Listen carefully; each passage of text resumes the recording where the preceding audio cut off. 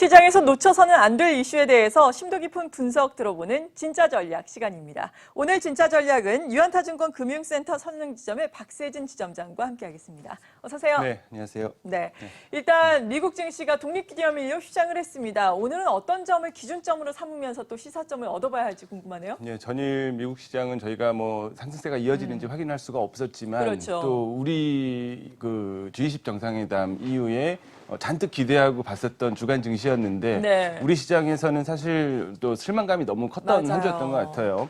하지만 또 미국 시장 보면은 엄청나게 뜨거운 모습들이 또 연출이 됐던 것 같습니다. 사상 최고가 경신했잖아요. 맞습니다. 그래서 더욱더 느끼는 온도차가 점점 커진다라는 느낌 네. 당연히 받으실 텐데 일단은 어찌 됐건 지금 뭐 디커플링이 심화되던 온도 차이가 크게 나던 한쪽에서 일단은 좀 벽을 뚫고 가고 있을 때는 어떤 이슈랑 어떤 에너지를 지금 품고 진행을 하고 있는지 그 상승의 좀 내용에 대해서는 분명히 확인할 필요가 있겠고요. 그렇죠. 그래서 이 디커플링이 사실 어디까지 이어질까가 가장 우리한테 좀 풀리지 않는 숙제이기는 합니다만 좀 미국 시장 그 전체적으로 글로벌 시장의 자금 동향을 보고 우리 시장에서 아이디어로 끌어다 쓸 수 있는 힌트는 분명히 또 활용을 해야겠다라는 생각에 미국 시장부터 잠시 좀 생각을 해보고 진행을 하도록 하겠습니다. 네. 네. 미국 증시부터 그렇다면 좀 살펴봐야 네. 될까요? 저기 그 장표를 좀 넘겨서 진행을 해야 될 것 같은데요. 네, 화면을 통해서 확인해 최근에 보겠습니다. 보면 미국채 10년과 그 S&P 500 지수 예. 이걸 살펴보면 사실 굉장히 이례적이고 재밌는 현상들이 좀 나오고 있어요.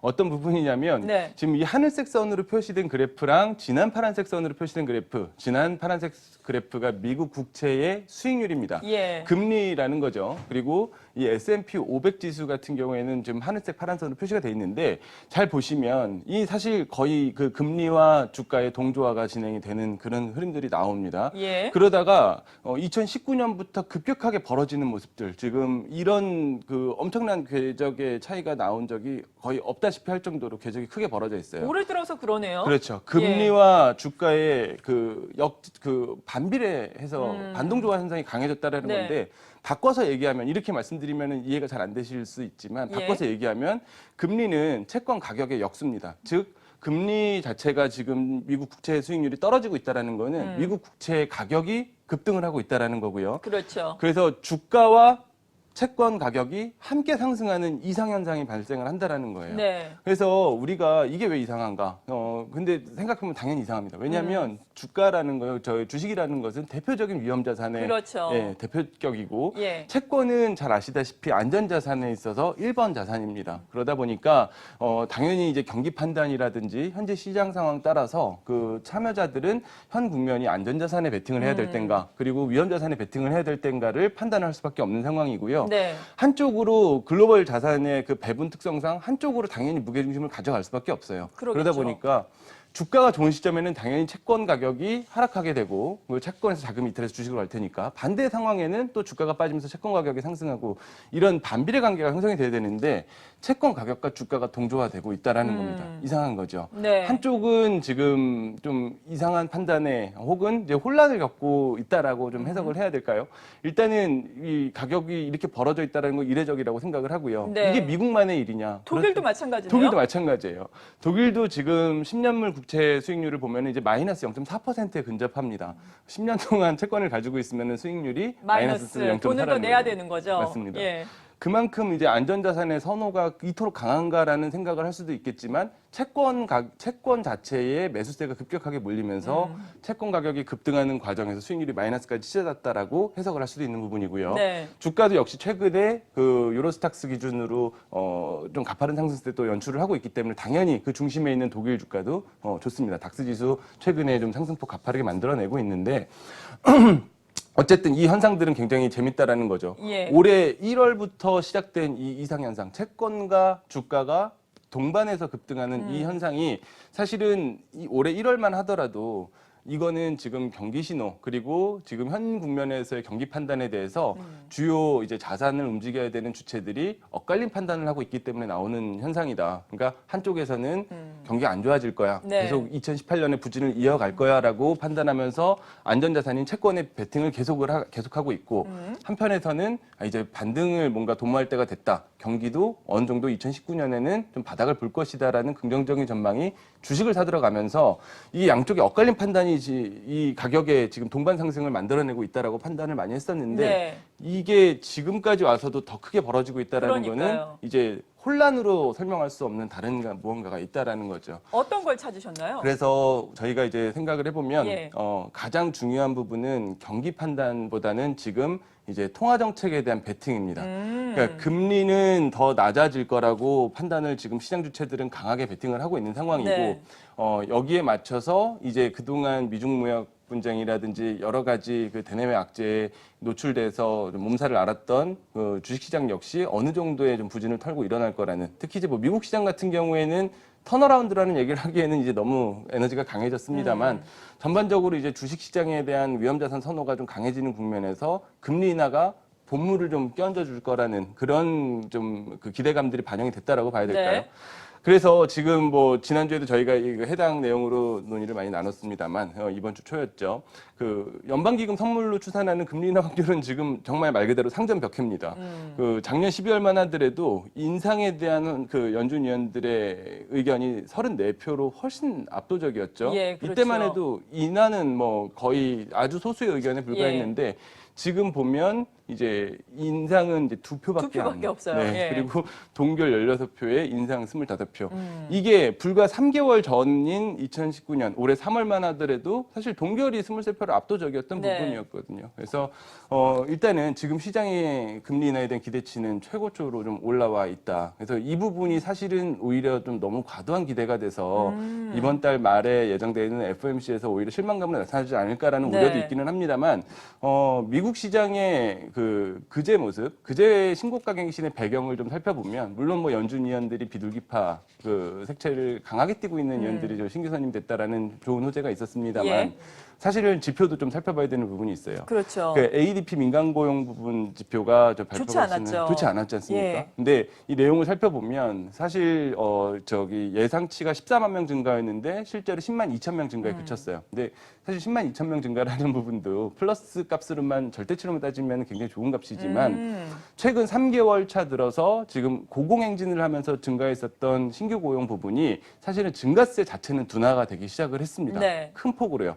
왜냐하면 이게 마이너스 값까지는 아직 여유가 크기 때문에 뭐 아직 이게 뭐 경기 침체 신호다라고 얘기하기는 분명히 이르겠습니다만 3개월치의 성장률 둔화치를 생각을 해보면 2012년 미국이 신용등급 강등이 있었을 때였습니다. 그때 이후로 지금 가장 둔화가 심해진 수치를 좀 보이고 있다라는 점. 네. 그래서 이 세부적인 내용을 또 살펴보면요. ADP 고용은 서비스 고용과 상품 고용 두 가지 그 카테고리로 나눠지는데 네. 이번에 마이너스를 크게 기록했던 값은 상품 고용입니다. 상품 고용이라는 부분은 제조업 라인하고 직결되어 있는 고용의 숫자거든요. 그러다 보니까 지난주에도 저희가 자꾸 지난주라고 하네요. 예. 이번 주 초에도 저희가 이제 트럼프의 재선 행보에 있어서 그 러스트 벨트 제조업 라인에서의 표심이 가장 중요한 시점에서 제조업 경기 부활에 대한 필요성이 어느 때보다 중요하다는 말씀 드렸었는데 그렇죠. 이 상품 고용에 대한 부분들이 마이너스 값을 기록을 하게 되면 당연히 이 제조업 표심에 있어서는 가장 치명타가 될 수 있다는 그러겠네요. 부분. 더욱더 트럼프 대통령 입장에서는 금리 인하에 대한 요구와의 강도와 그 필요성이 더 커졌다라는 것을 시장에서 강하게 인식을 했다라는 그게 사실 미국 시장의 강세의 결과라고 생각을 합니다. 네. 그러다 보니까 일단은 시장은 가장 걱정하던 큰 돌, 그 일단은 미중 간의 그 갈등 격화에 대한 부분들은 어느 정도 좀 한편으로 좀 치워둘 수 있는 상황에서 금리 인하에 대한 기대감은 사실 사상 최대치 기준으로 좀 커지는 상황인 것 같아요. 그렇죠. 그게 지금까지 상승의 배경이라고 보면 네. 명확하게 채권과 주식 모두가 동반 상승을 이어가고 있는 지금의 시장은 사실 미국 시장 기준으로 봤을 때는 다시금 몇 달 만에 돌아온 유동성 장세의 성격이다. 그거를 좀 포인트로 인지할 필요가 있어 보입니다. 네. 이 밖에도 주요 자산들의 성과를 좀 보면은 좋을 것 같거든요. 안전자산이라고 할 수 있는 금 가격도 최근에는 앞서서 뭐 국채 가격 얘기를 해주셨는데 또 상승하는 양상을 보였잖아요. 뭐 맞아요. 가상화폐도 올랐다 이러는데 네. 이러한 현상들을 또 어떻게 해석을 해야 할지 좀 더 세세하게 자산 가격들을 확인해 보면 좋을 그게 것 같아요. 이제 지금 시장에서 예. 판단을 하기 어렵게 만드는 부분들이죠. 그러니까요. 이게 좋게 얘기하면은 유동성이 풍부해지고 이제 어떤 자산이든 베팅하려는 성격들이 강해지다 보니까 뭐 다 같이 오른다라고 그냥 넉살 좋게 해석할 수도 예. 있겠지만 이게 한편에서는 위험 자산과 안전 자산이 동반해서 움직이는 그런 시장이 사실은 계속해서 지속되기는 어려울 거라는 건 그러겠죠. 다 알고 있기 때문에 이게 어느 쪽에 사실 판단이 맞을 건가를 고민을 할 수밖에 없어요. 네. 근데 그런 측면에서 보면 6월 글로벌 주요 자산의 성과만 봤을 때 두 번째로 랭크되어 있는 게 금으로 한 달 동안 8.6%가 상승이 됐습니다. 만약에 이 주요 자산 글로벌 주요 자산에 비트코인이라는 항목이 들어간다라고 그러면 비트코인이 1등을 했을 거예요. 비트코인이 어느 정도나 올랐나요? 지금 뭐 다시 거의 뭐 6월 달만 들어서 50% 이상으로 급등하는 흐름들이 예. 좀 나왔던 것 같은데 저 조금 더 구체적으로 좀 살펴보면요. 유가의 흐름이나 이런 부분들보다도 최근에 지금 상품 시장에서의 좀 동향은 금 가격 다시 온스당 1,400불을 급격하게 넘어선 금 가격에 좀 귀추가 쏠리고 있는 상황입니다. 이 금 가격을 조금 자세하게 그 그래프로 좀 살펴보면요. 네.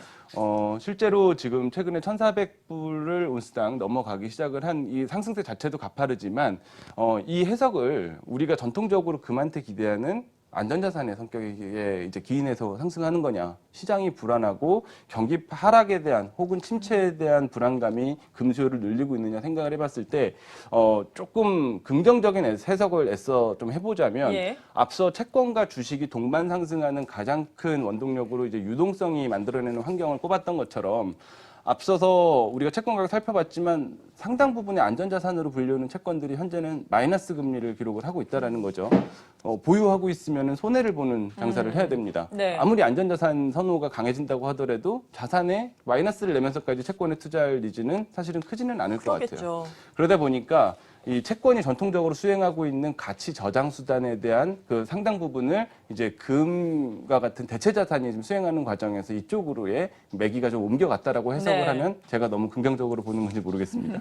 또 한 가지 또 비트코인 가격 앞서 말씀 주셨었는데 최근에 보면은 1월부터 벌써 그 상승세만 생각을 해봐도 그 전체적으로 비트코인이 지금 가장 가파른 상승세를 보이고 그러네요. 있지만 최근 들어서 뭐 각종 이제 알트코인들도 반등에 동참을 하는 모습들이 나오는 것 같아요. 그래서 보면은 거의 한 3배 이상의 상승세가 올해 연초 이후로 보면은 나타나고 있는데 네. 보면 비트코인도 우리가 뭐 동떨어져 있는 완전한 대체 자산으로 생각을 하고 있지만 최근 들어서 보면 이제 뭐 미국채 10년 수익률하고 비교해 봤을 때 가격이 좀 동행하는 흐름이 어느 정도는 좀 포착이 그러네요. 되고 있다.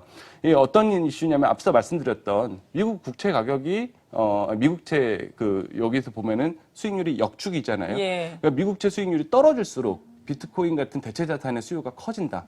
그 말은 곧 이제 미국채의 가격이 상승하면서 수익률이 둔화될수록 실제로 이제 대체 자산 투자가 좀 몰리면서 이렇게 그 비트코인 같은 쪽들의 가격 상승도 네. 만들어내고 있다라고 해석을 하는 게 맞지 않나 싶습니다. 그러다 보니까 일단 이게 순수하게 안전자산 성격으로 채권이라든지 금, 비트코인 그냥 뭔가 시장을 피해서 도망쳐야 되는 안전자산의 성격으로 올랐다라고 하면 나타나지 않을 그 또 하나의 지표들이 있어요. 보면 우리가 위험을 판단할 때 주로 쓰는 이제 채권 간 스프레드. 네. 그러니까 보통 바클레이즈에서 제공하고 있는 그 하이힐드 채권과 국채 간의 수익률 갭 그리고 예. JP모건에서 제공하고 있는 신흥국과 선진국 사이의 수익률 갭 네. 이런 부분을 생각해 볼 때 이 격차가 커지는 구간이 당연히 위험이 크게 반영되고 있는 그러니까 시장에서 안전자산 선호가 강해진다라고 생각하는 구간입니다. 하지만 최근에 이 스프레드들 보면은 하향 안정화되고 있다라는 그러네요. 부분. 하이힐드 채권과 신흥국 채권 모두 의외로 좋은 수익률을 보이고 있다. 그리고 안전자산 대비해서도 지금 가격이 몰리고 있다는 거 생각을 해보면 경기 둔화, 급격한 침체를 노리고 이 부분에 대한 대비에 대해서 안전자산 성격으로 크게 베팅하는 금과 비트코인의 상승만은 아니었구나라는 힌트는 좀 얻을 수 있을 것 같아요. 네, 그렇군요. 이렇게 최근 안전자산과 위험자산이 동조화되고 있는 이상 현상에 대해서 분석을 쭉 해주셨는데 분석을 해주신 것을 어떻게 보면 정리해보자면 그래도 단순하게 정리일지 모르겠는데 조금 더 미국 증시를 기준으로 보자면 유동성 랠리가 이어질 수 있겠다 이렇게 봐도 되는 건가요? 그렇죠. 그래서 지금 잘 정리해 주신 대로 네. 안전자산의 상승, 동반 상승에 너무 겁먹을 필요 없을 것 같다. 지금 그 안전자산의 상승의 내면에는 네. 위험자산의 상승의 반대편에서 일어나는 전통적인 안전자산 선호 현상이 아니라 너무나 기존 안전자산의 가격이 급등하면서 만들어내는 그 수익률 하락에 의해서 다른 쪽 대체 투자에 대한 수요가 급격하게 진행되면서 동반적으로 일어나는 강세로 해석하는데 충분하다라는 좀 생각을 가지고 있어요.